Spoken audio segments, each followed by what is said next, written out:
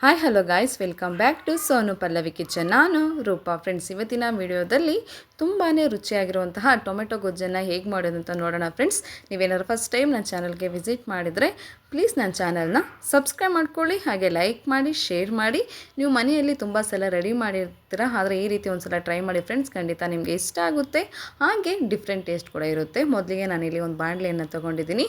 ಬಾಣಲೆ ಬಿಸಿಯಾದ ನಂತರ ಒಂದು 4 ಟೇಬಲ್ ಸ್ಪೂನಷ್ಟು ಎಣ್ಣೆನ ಸೇರಿಸ್ಕೊಂಡಿದ್ದೀನಿ.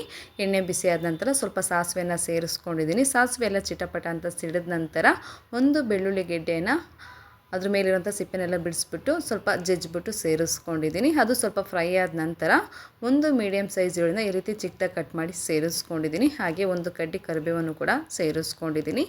ಈರುಳ್ಳಿ ಕಲರು ಸ್ವಲ್ಪ ಚೇಂಜ್ ಆಗಬೇಕು, ಅಲ್ಲಿವರೆಗೂ ಕೂಡ ಫ್ರೈ ಮಾಡ್ಕೊಳ್ಳೋಣ. ಫ್ರೆಂಡ್ಸ್, ಆಗಿ ಎಲ್ಲರೂ ವೀಡಿಯೋನ ನೋಡ್ತಾ ಇದ್ದೀರಾ, ಆದರೆ ಸಬ್ಸ್ಕ್ರೈಬ್ ಆಗೋದನ್ನು ಮರೆತಿದ್ದೀರಾ. ದಯವಿಟ್ಟು ವೀಡಿಯೋ ನೋಡೋ ಪ್ರತಿಯೊಬ್ಬರು ಕೂಡ ನನ್ನ ಚಾನಲ್ನ ಸಬ್ಸ್ಕ್ರೈಬ್ ಮಾಡ್ಕೊಳ್ಳಿ ಫ್ರೆಂಡ್ಸ್. ಅದರಿಂದ ನನ್ನ ಚಾನಲ್ ಬೆಳೀಲಿಕ್ಕೆ ತುಂಬಾ ಸಹಾಯ ಆಗುತ್ತೆ. ಹಾಗೆ ನಾವು ಈ ಟೊಮೊಟೊ ಗೊಜ್ಜನ್ನು ಚಪಾತಿ, ಪೂರಿ, ದೋಸೆ ಹಾಗೆ ಬಿಸಿ ಅನ್ನದ ಜೊತೆ ಉಪಯೋಗಿಸ್ತಾ ಇದ್ದರೆ ಇನ್ನೂ ತುಂಬಾ ಚೆನ್ನಾಗಿರುತ್ತೆ. ಖಂಡಿತ ಈ ರೀತಿ ಒಂದು ಸಲ ಟ್ರೈ ಮಾಡಿ ಫ್ರೆಂಡ್ಸ್. ನಂತರ 2 ಮೀಡಿಯಮ್ ಸೈಜ್ ಟೊಮೊಟೊವನ್ನು ಚಿಕ್ಕದಾಗಿ ಕಟ್ ಮಾಡಿ ಸೇರಿಸ್ಕೊಂಡಿದ್ದೀನಿ. ಹಾಗೆ ರುಚಿಗೆ ತಕ್ಕಷ್ಟು ಉಪ್ಪನ್ನು ಕೂಡ ಸೇರಿಸ್ಕೊಂಡಿದ್ದೀನಿ. ಈಗ ಚೆನ್ನಾಗಿ ಒಂದು ಸಲ ಮಿಕ್ಸ್ ಮಾಡ್ಕೊಳ್ಳೋಣ. ಸ್ವಲ್ಪ ಅರಿಶಿನ ಪುಡಿಯನ್ನು ಸೇರಿಸ್ಕೊಂಡು ಮಿಕ್ಸ್ ಮಾಡ್ಕೊತಾ ಇದ್ದೀನಿ. ಯಾವಾಗಲೂ ಒಂದೇ ರೀತಿಯಾಗಿ ಟೊಮೊಟೊ ಗೊಜ್ಜು ತಿಂದು ಬೇಜಾರಾಗಿದ್ದರೆ ಈ ರೀತಿ ಒಂದು ಸಲ ಟ್ರೈ ಮಾಡಿ. ಬಿಸಿ ಅನ್ನಕ್ಕಂತೂ ತುಂಬಾ ಚೆನ್ನಾಗಿರುತ್ತೆ. ಹಾಗೆ ಚಪಾತಿ ಕೂಡ ಒಳ್ಳೆ ಕಾಂಬಿನೇಷನ್ ಅಂತಲೇ ಹೇಳ್ಬೋದು.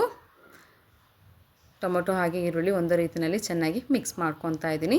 ಹಾಗೆ ನಾನು ಮೊಟ್ಟೆ ಕಬಾಬನ್ನು ಹೇಗೆ ಮಾಡೋದು ಅಂತ ವೀಡಿಯೋ ಅಪ್ಲೋಡ್ ಮಾಡಿದ್ದೀನಿ ಫ್ರೆಂಡ್ಸ್. ನೀವೇನೂ ನೋಡಿಲ್ಲ ಅಂದರೆ ಡಿಸ್ಕ್ರಿಪ್ಷನ್ ಬಾಕ್ಸಲ್ಲಿ ಲಿಂಕನ್ನು ಕೊಟ್ಟಿರ್ತೀನಿ, ಒಂದು ಸಲ ಚೆಕ್ ಮಾಡ್ಕೊಳ್ಳಿ. ಇಷ್ಟ ಆದರೆ ನನ್ನ ಚಾನಲ್ಗೆ ಸಬ್ಸ್ಕ್ರೈಬ್ ಆಗೋದನ್ನು ಮರಿಬೇಡಿ. ಒಂದು 5 ನಿಮಿಷ ಒಂದು ಪ್ಲೇಟ್ ಮುಚ್ಚಿಬಿಟ್ಟು ನಾವು ಬೇಯಿಸ್ಕೋಬೇಕಾಗುತ್ತೆ.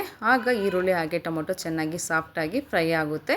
ನೋಡ್ಬೋದು, ಒಂದು 5 ನಿಮಿಷ ನಾನು ಒಂದು ಪ್ಲೇಟ್ ಮುಚ್ಚಿಬಿಟ್ಟು ಬೇಯಿಸ್ಕೊಂಡಿದ್ದೀನಿ. ಟೊಮೊಟೊ ಹಾಗೆ ಈರುಳ್ಳಿ ಚೆನ್ನಾಗಿ ಸಾಫ್ಟಾಗಿ ಫ್ರೈ ಆಗಿದೆ. ಇಷ್ಟು ಫ್ರೈ ಆದರೆ ಸಾಕು. ಈಗ ಇದಕ್ಕೆ ನಾನು ಒಂದು ಅರ್ಧ ಸ್ಪೂನಷ್ಟು ಖಾರದ ಪುಡಿಯನ್ನು ಸೇರಿಸ್ಕೊತಾ ಇದ್ದೀನಿ. ನೀವು ಖಾರಕ್ಕೆ ಹಸಿರು ಮೆಣಸಿನ್ಕಾಯಿ ಕೂಡ ಸೇರಿಸ್ಕೋಬೋದು.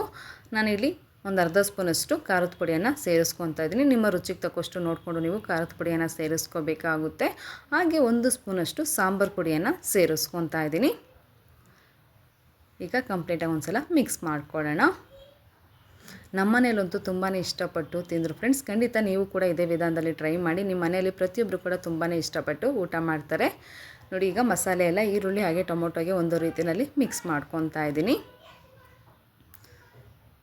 ನಾನಿಲ್ಲಿ ನೀರನ್ನು ಹಾಕ್ಬಿಟ್ಟು ಮಿಕ್ಸ್ ಮಾಡ್ಕೊಂಡಿಲ್ಲ, ಹಾಗೆಯೇ ಫ್ರೈ ಮಾಡ್ಕೊಂಡಿದ್ದೀನಿ. ತುಂಬಾ ರುಚಿಯಾಗಿತ್ತು. ನೀವು ಕೂಡ ಇದೇ ರೀತಿ ಟ್ರೈ ಮಾಡಿ. ಒಂದು 3 ನಿಮಿಷ ನಾವು ಲೋ ಫ್ಲೇಮಲ್ಲಿ ಇಟ್ಕೊಂಡೇ ಬೇಯಿಸ್ಕೋಬೇಕು. ಸೈಡಲ್ಲೆಲ್ಲ ಎಣ್ಣೆ ಬಿಡಲಿಕ್ಕೆ ಶುರುವಾಗ್ತಾಯಿದೆ, ನೋಡ್ಬೋದು ನೀವು. ಒಂದು 5 ನಿಮಿಷ ಆದ ನಂತರ ನೋಡಿ ಯಾವ ರೀತಿಯಾಗಿ ಟೊಮೊಟೊ ಗೊಜ್ಜು ರೆಡಿಯಾಗಿದೆ ಅಂತ. ನೋಡ್ತಾ ಇದ್ರೇ ತಿನ್ಬೇಕು ಅನಿಸುತ್ತಲ್ವ. ಖಂಡಿತ ಚಪಾತಿಗಂತೂ ಒಳ್ಳೆ ಕಾಂಬಿನೇಷನ್ ಆಗಿರುತ್ತೆ. ಖಂಡಿತ ಈ ರೀತಿ ಒಂದು ಸಲ ಟ್ರೈ ಮಾಡಿ. ಈಗ ರೆಡಿಯಾಗಿರೋಂಥ ಟೊಮೆಟೊ ಗೊಜ್ಜನ್ನು ಒಂದು ಪ್ಲೇಟಿಗೆ ಹಾಕಿದ್ದೀನಿ. ನೋಡಿದ್ರಲ್ಲ ಫ್ರೆಂಡ್ಸ್, ಯಾವ ರೀತಿಯಾಗಿ ಟೊಮೆಟೊ ಗೊಜ್ಜನ್ನು ತುಂಬ ಈಸಿಯಾಗಿ ಹಾಗೆ ರುಚಿಯಾಗಿ ಮಾಡೋದು ಅಂತ.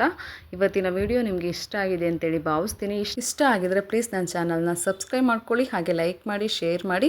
ಆದಷ್ಟು ಈ ವಿಡಿಯೋನ ನಿಮ್ಮ ಫ್ರೆಂಡ್ ಜೊತೆ ಹಾಗೆ ಫ್ಯಾಮಿಲಿ ಜೊತೆ ಶೇರ್ ಮಾಡಿ. Thank you for watching.